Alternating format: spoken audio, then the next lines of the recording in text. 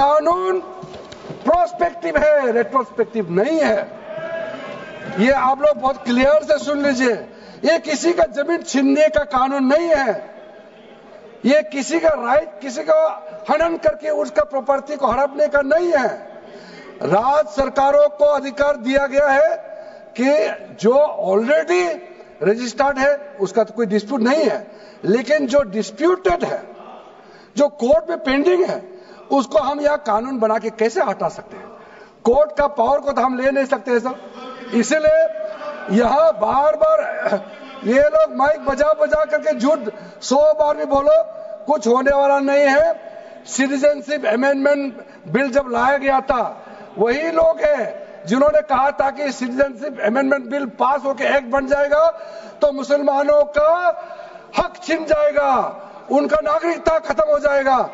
आज सीए लागू हो गया, बताइए किसी मुसलमान का अधिकार छीना है?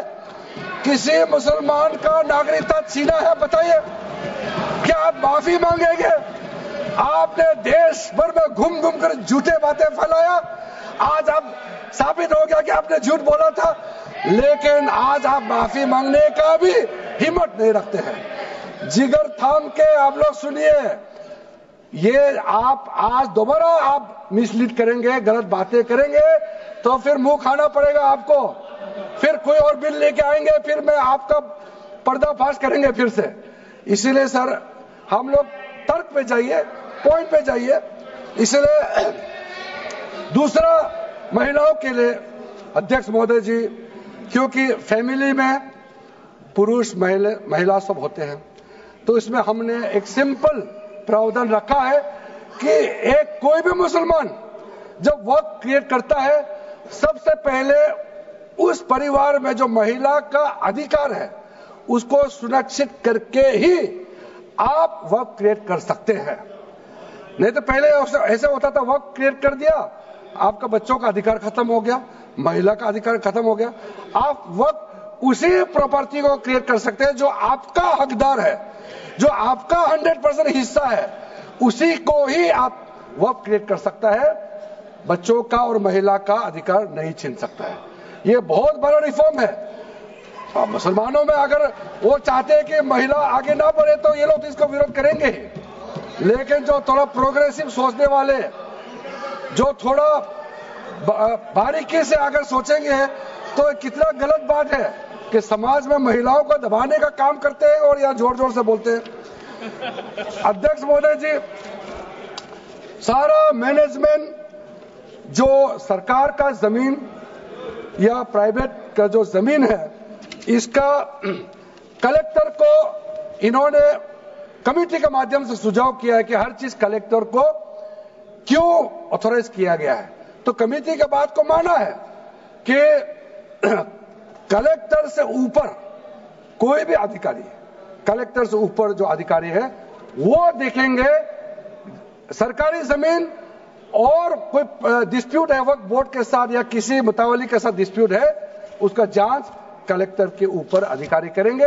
ये कमेटी ने सुझाव दिया था और उसी को मान करके आज इस सदन में पेश किया जा रहा है। एक महत्वपूर्ण सुझाव हम लेके आ रहे हैं, अमेंडमेंट लेके आ रहे हैं, इसमें मैं मानता हूं कोई विरोध नहीं करेगा।